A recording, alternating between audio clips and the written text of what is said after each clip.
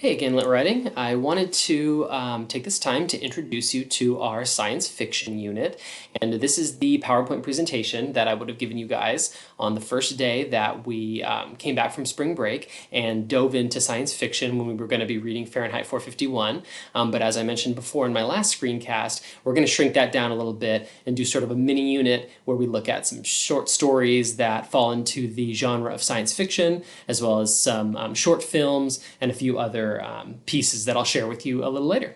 So science fiction, make sure you have your notes guide that I posted on the remote learning schedule ready to go. You can either print that out and take notes on it, you can fill it in with a Google Doc, or you can just take notes on a separate sheet of paper using that as a guide. I do want you guys to take some brief notes on this so that you remember it better, and you'll be submitting that to School Loop along with the discussion questions for the short story you'll be reading after you watch this presentation.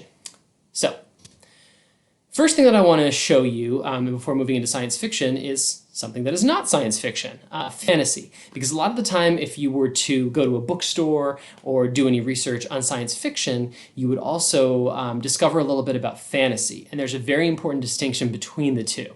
We're talking about the difference between something like Lord of the Rings and something like Star Wars. A lot of the times people are fans of both, but they are very different in terms of what makes them a type of creative art. So first of all, and this is your first blank to fill in on your note sheet, is fantasy. So fantasy is a genre that uses magic and other supernatural forms as the primary element of plot, theme, characters, and setting. So many of the works within fantasy takes place in fictional worlds where magic is common. Harry Potter would be a great example of fantasy. Lord of the Rings would be a great example of fantasy. All right. So then by contrast, you have science fiction. So science fiction is a genre that within the context of the story, so even though it might seem a little bit unusual or crazy, within the context of the story, all of the things that happen can be explained with science. Whatever laws of science they've set up in the story, if space travel or time travel is possible in that story, it's explained by science. So exploring the consequences of the differences is the traditional purpose of science fiction, making it what's called a literature of ideas.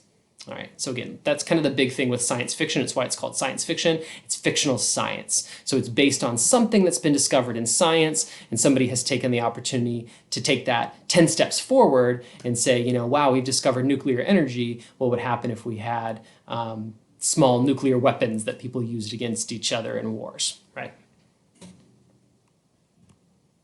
So this is a really cool quote that'll get you to kind of think about science fiction in what I think is a neat way. Arthur C. Clarke, he was a British sci-fi author and futurist, which means he spent a lot of time trying to predict the future. He said this quote. He said, "Any sufficiently advanced technology is indistinguishable from magic." So if I was with you guys in the classroom, I would have asked you to just pause and think about this and maybe raise your hand and share what you think this means. So pause for a second and think about what you think this quote means.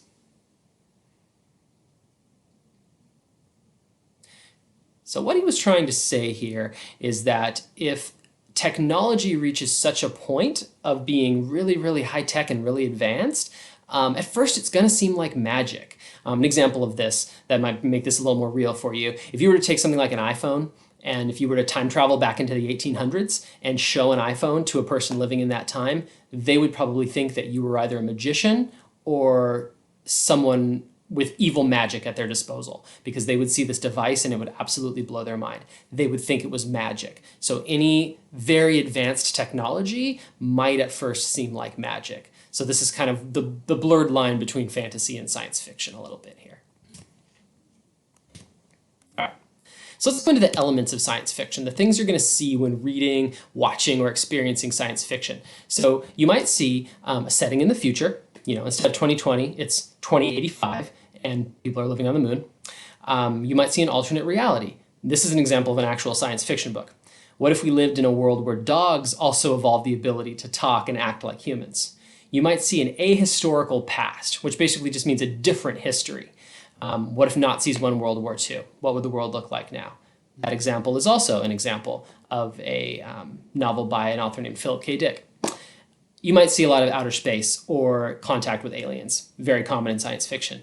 Other features involve really advanced or fantastic technology. All right. So some key terms that you're going to run across in science fiction.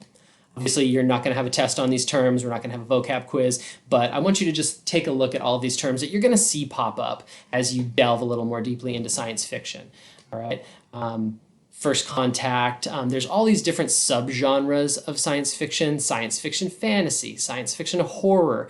An example like the Alien movies where there's aliens popping out of people's chest and it's really gory and scary, and there's an alien lurking around every corner. That would be an example of science fiction horror. Of course, you're going to see a lot of time travel, robots, artificial intelligence, and of course, aliens, extraterrestrials, very common in science fiction. So some definitions that I want you to go into this unit knowing. One of the stories we're going to read is going to deal with some of these ideas. A utopia is an ideal place or state, any visionary system or perfect world, really. Utopia is a perfect world. If we could eliminate world hunger, if we could eliminate all disease, and we lived in this perfect fantasy world of perfection, you would call that a utopia. And a dystopia is the exact opposite of that. It's a society characterized by human misery, suffering, disease, or overcrowding. A lot of zombie movies and zombie TV shows like The Walking Dead, that would be considered a dystopia. Dys meaning bad or negative. So it's a bad world. It's a world where things have gone really, really wrong, and people are struggling to survive. All right. I'm going to show you guys a short TED Talk now that I think is really good. It's another of the TED Ed series. I've showed you a few of these this year, and I think they're really well made. I want to show you this one because it is a really nice intro to what a dystopia is, and dystopia is some of my favorite parts of science fiction.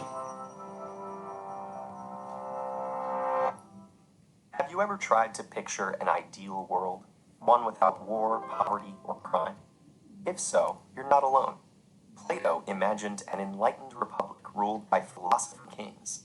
Many religions promise bliss in the afterlife, and throughout history, various groups have tried to build paradise on earth.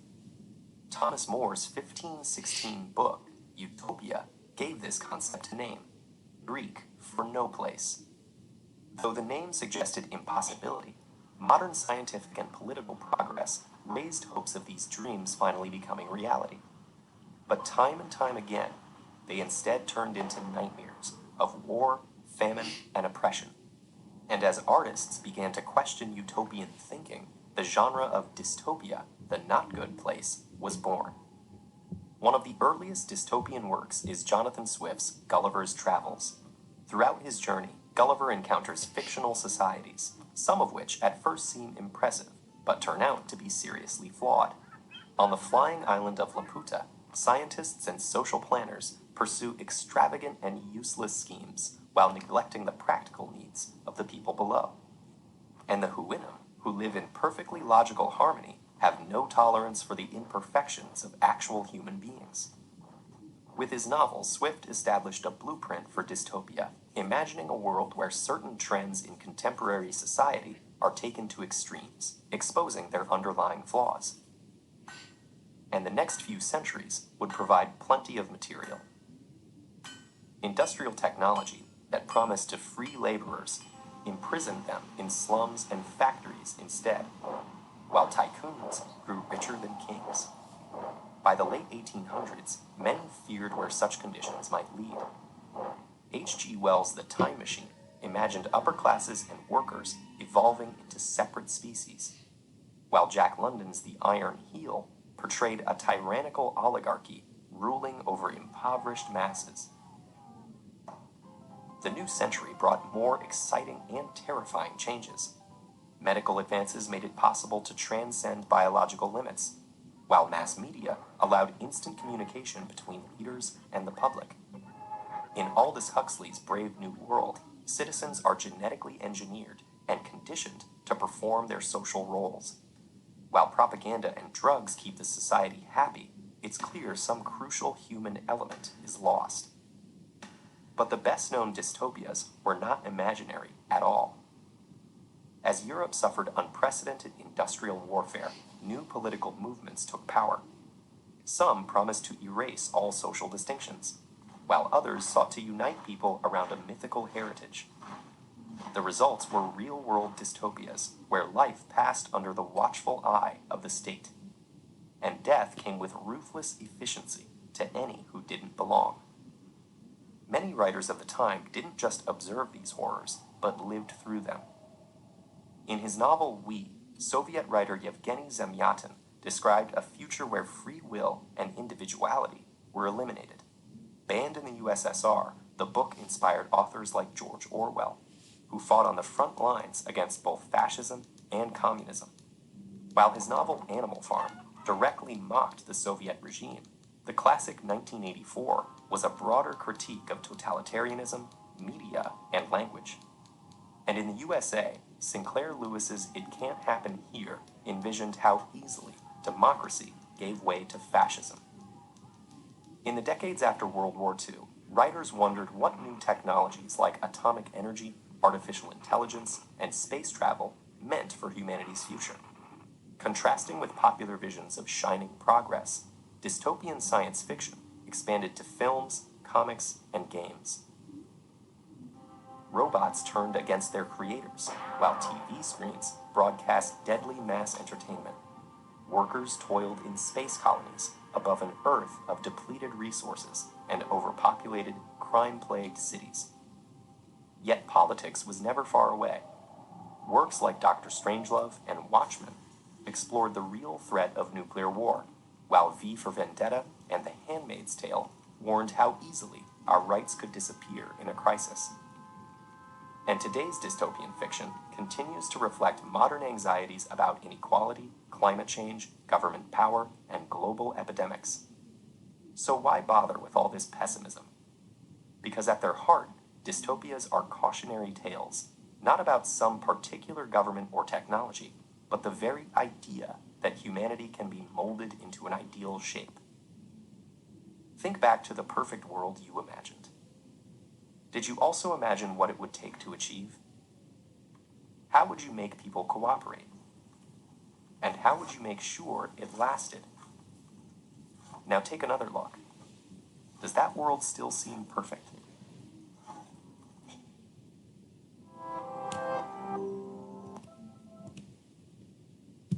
All right. So as you saw from that example at the end, a lot of stories that end up being dystopian stories, they start out looking like a utopia, and that's a criticism of the actual world, how a lot of societies have tried to make their society perfect by censoring their people or exerting a lot of government control and taking things away from people, taking away people's rights, and it backfires and it becomes a dystopia where the people are fighting against the government. Think of an example like the Hunger Games that a lot of you guys are familiar with. They showed an example of that in the video, if you caught that at the end with the little Mockingjay symbol.